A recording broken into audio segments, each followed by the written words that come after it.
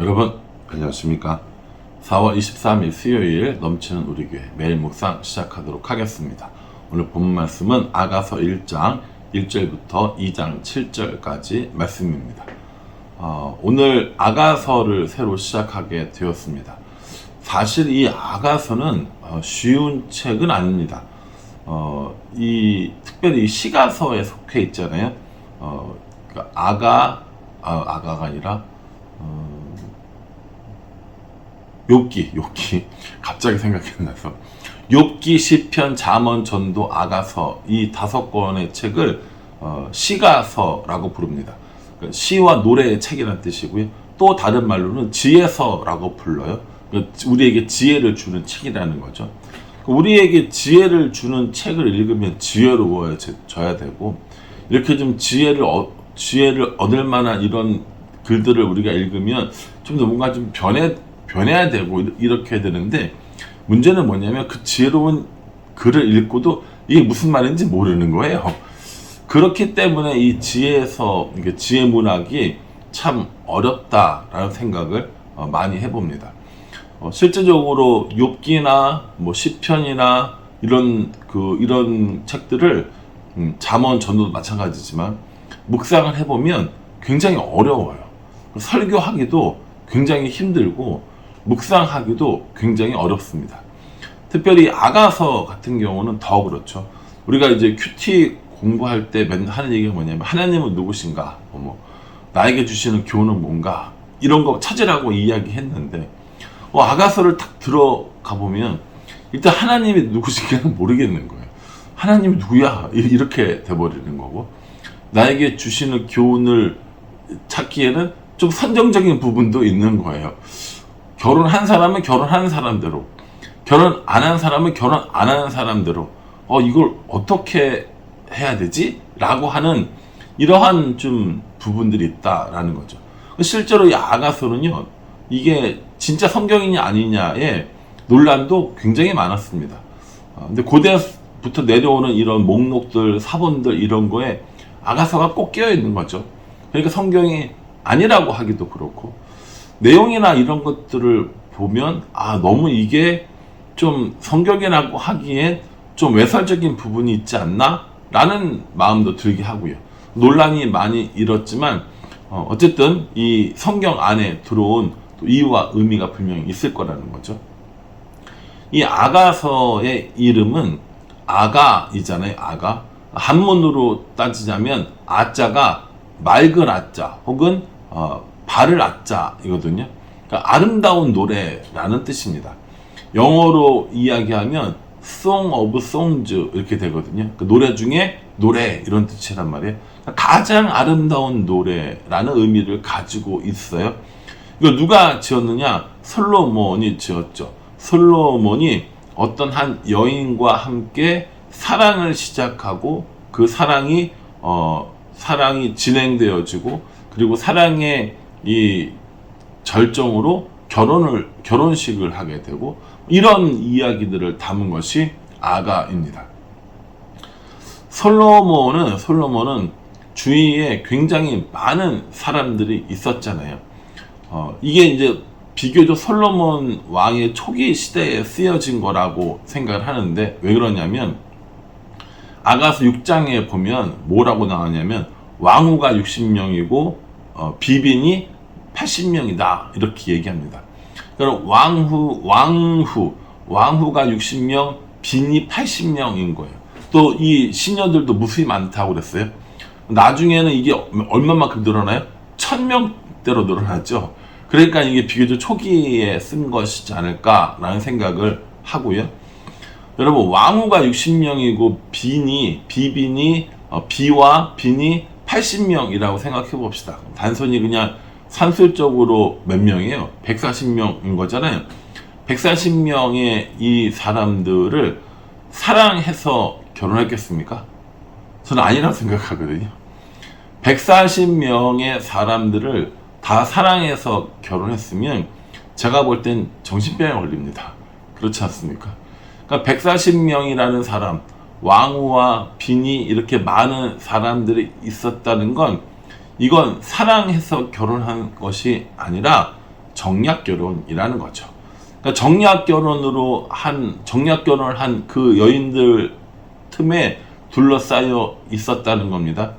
정략 결혼은 서로의 이익을 위해서 하는 결혼이지 않습니까? 그러니까 이 왕후 혹은 비빈들도 마찬가지고 솔로몬도 마찬가지고 이 서로의 이런 그 이익을 위해서 결혼했으니 거기에 애정이라는 게 없을 거 아닙니까?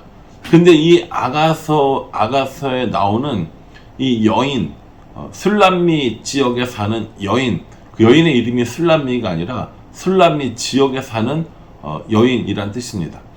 이 술람미라는 이 단어가 솔로몬의 여인이라고도 해석할 수 있고, 솔로몬과 술람미 이렇게 해서, 또 하나는 이 수넴 지방의 어느 한 일정 지역을 가리킨다고도 합니다.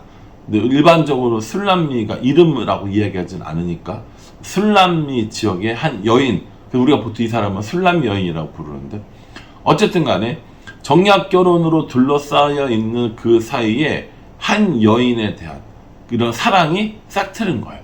어떤 사랑입니까? 진짜 사랑인 거죠. 정략 결혼이 아니라 진짜 사랑이 싹 트는 겁니다.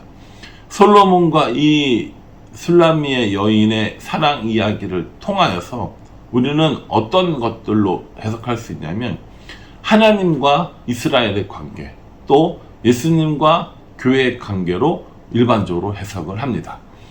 물론 여러 가지 다른 해석들도 많이 있어요. 하나님과 이스라엘 혹은 예수님과 교회의 관계로 이야기하기엔 너무 선정적인 부분들이 많이 있다라고 해석해서 그렇게 해석하지 말라는 이런 학자들도 있고요. 또요, 이 아가서에 나오는 이 남녀 간의 이 사랑 이야기 자체가 결혼을 전제로 한 사랑 이야기이고, 또 그 안에서 이루어지는 성이 아름다운 것들이기 때문에 이런 성적인 묘사들도 하나도 부끄러울 것이 없다. 그래서 결혼에 대한 결혼의 약속에 대한 하나님의 올바른 지침이다, 이런 얘기를 하는 사람들도 있습니다. 그러니까 어떤 좀 이런 성적인 표현들도 얼마든지 자유롭게 쓸 수 있다라고 얘기하는 거죠.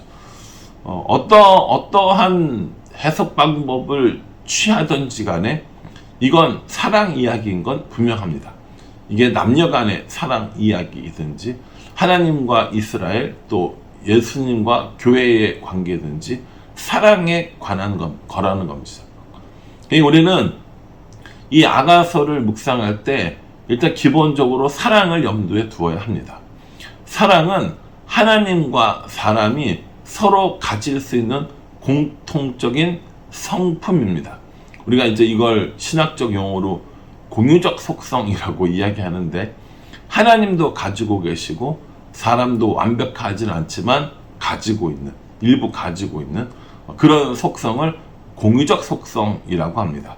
그 공유적 속성의 대표적인 게 바로 사랑인 거죠.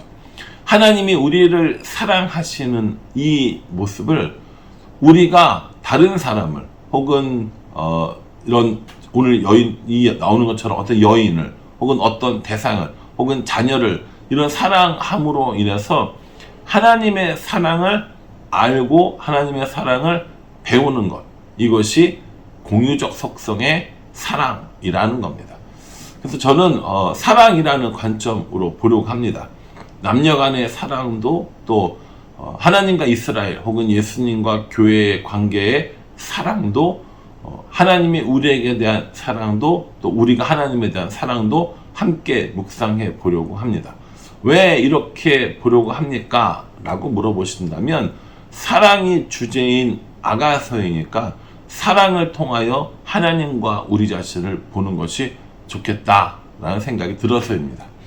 나중에 또 이 아가서를 묵상하게 될 때가 있다면 또 다른 관점이나 또 다른 방식으로도 볼 수 있겠죠. 그런데 이번에는 사랑이라는 이 단어를 관통하면서 보려고 하니까요, 여러분들도 그렇게 묵상해 주셨으면 좋겠습니다. 제가 묵상한 게 정답이 아니고요, 이 많은 본문 중에서 하나님을 찾아내고 내게 주시는 교훈을 찾는 과정은 쉽고 간단한 것은 아닙니다. 그러니 사랑이라는 이 주제를 가지고 본문을 살펴보면서 여기서 하나님에 대한 사랑, 그리고 우리 주위에 있는 사람들에 대한 사랑을 한번 살펴보고자 합니다. 1절에 보면요, 솔로몬의 아가라 라고 이렇게 나와요. 누가 썼다는 겁니까? 솔로몬이 썼다라는 겁니다. 솔로몬이 썼다는 주장도 있고, 솔로몬에게 헌정했다는 주장도 있고, 솔로몬 시대에 만들었기 때문이라는 얘기도 있고 등등등 있지만, 일반적으로 솔로몬이 썼다라고 이야기하니까 우리는 그냥 솔로몬의 아가, 솔로몬의 노래 중에 노래, 솔로몬의 가장 아름다운 노래, 솔로몬의 사랑 이야기, 이렇게 받아주시면 될 것 같습니다. 둘이 처음 만나고 그렇게 이런 그 사랑을 나누면서 이 여인의 아름다움, 또 여인에게 이 마음이 끌림을 이렇게 막 표현을 하는 여러 가지 장면이 나옵니다. 5절에 보면요, 예루살렘 딸들아, 내가 비록 거무나 아름다우니 계달의 장막 같을지라도 솔로몬의 휘장과도 같구나, 이렇게 얘기합니다. 여러분, 우리가 부르는 찬양 중에 거무나 아름답다라는 그 찬양이 있잖아요. 아마 그 찬양 부르면서 거무나 아름답다가 뭐야? 라고 이렇게 많이 생각하시는 분들도 있었을 건데, 그게 이제 아가서 여기 나오는 이 본문 말씀에 내가 비록 거무나 아름다우니 이렇게 얘기합니다. 왜 겁냐면 들여나가서 자꾸 일을 시키는 거예요. 누가 시키냐면 내 어머니 아들이 나에게 노하여 포도원 지기로 삼았어요. 그러니까 내가 검어요. 검티 하다 생각하시면 돼요. 검고 볼품 없고 별로 그렇게 아름답지도 않고 이런 거 같을지라도 이렇게 얘기하는 거거든요. 내가 남들 보기에 별 볼품 없고 품이 없고 아무것도 아닌 것 같이 보일지라도 나는 아름다워 라고 이렇게 이야기를 하고 있는 겁니다. 이 남녀가 서로 사랑의 이야기를 나누는 것들을 한번 보십시오. 15절에 내 사랑아 너는 어여쁘고 어여쁘다, 내 눈이 비둘기 같구나. 한 번도 일평생 살아가면서 이런 표현을 해본 적이 없죠. 그렇지 않습니까? 뭐 저만 그렇겠어요? 이 영상을 보고 있는 모든 남자분, 또 모든 여성분들도 마찬가지일 겁니다. 이런 표현을 써본 적이 없어요. 내 사랑아 너는 어여쁘고 어여쁘다, 내 눈이 비둘기 같구나. 비둘기 눈이 어떤데 비둘기 같다고 그러지? 이런 생각을 오히려 하겠죠. 근데 이 사랑을 하게 되면요, 이렇게 뭔가 표현하는 것도 달라지고 세상을 바라보는 것도 달라지는 모양입니다. 그래서 그 여인의 눈을 향하여서, 또 사랑하는 사람의 눈을 향하여서 비둘기 같다라고 이야기합니다. 어여쁘고 화창하고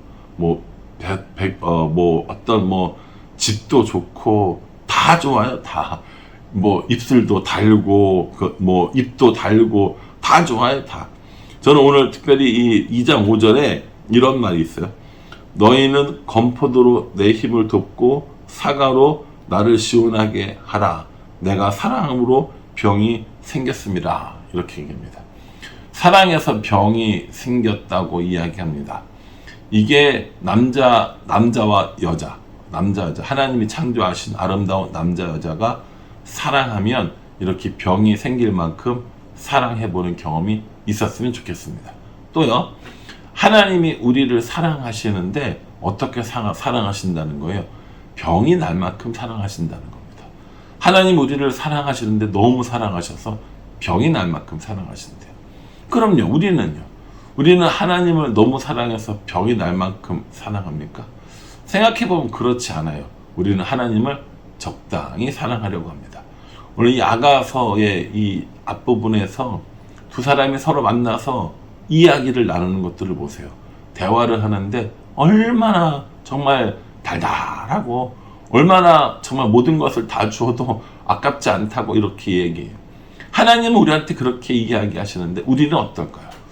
우리는 하나님께 어떤 사랑을 하고 있는지 저는 오늘 이 말씀을 묵상해 보면서 생각해 보았습니다. 하나님이 우리에게 주시는 사랑만큼 우리도 그렇게 하나님을 사랑하고 있는가, 나 자신을 돌아보면서 나의 사랑이 하나님께 어떠한지 돌아보는 그런 시간이 되기를 주님의 이름으로 축복합니다. 기도하겠습니다. 하나님, 아가서를 시작합니다.